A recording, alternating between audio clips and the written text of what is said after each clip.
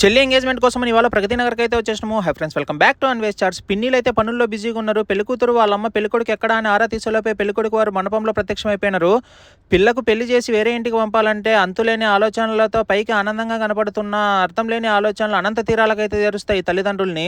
ఇక మొత్తానికి ఎంగేజ్మెంట్ కార్యక్రమం అయితే స్టార్ట్ అయిపోయింది. పంతులు గారు ఎంగేజ్మెంట్ కార్యక్రమాన్ని ఎంతో ఎనర్జీగా స్టార్ట్ చేసేసిండ్రు. ఇక పిల్లల హడావిడి అంతా ఇంత కాదు, మెడపైకి ఉన్న కొప్పులో కూడా 3 మల్లెల పూలు ఎంతో ముచ్చటగా పెట్టుకుంది అవ్వగారు. మోకాళ్ళ వరకు ఉన్న జుట్టులో 3 మల్లెపూలు పెట్టమంటే మూతి 30 రకాలు తిప్పుతాంటారు ఈ కాలం పిల్లలు. మొత్తానికి పంతులు గారు లగ్నం అయితే రాసేసుకున్నారు పెద్దల సమక్షంలో. లగ్న పత్రిక రాసుకున్న తర్వాత నూతన వధూవరులు 100 ఏళ్లు సంతోషంగా జీవించాలని దీవించేసి లంచ్ కైతే వచ్చేసినాము. ఇక లంచ్ లేక వచ్చేసి బ్రెడ్ హల్వా, పూర్ణము, బజ్జీ, పుల్కా, వెజిటబుల్ రైస్, పన్నీర్ కర్రీ, వంకాయ కర్రీ, వైట్ రైస్, మామిడికాయ పప్పు, సాంబారు, ఫ్రై, ఆవకాయ పచ్చడి, రోటి పచ్చడి, ఇలా ఎన్నో వెరైటీస్ అయితే ఉన్నాయి. అన్నిటినీ ఒక పట్టు పట్టేద్దామని మొత్తం అన్ని ప్లేట్లో గుమ్మరించేసుకొని వచ్చేసినాను.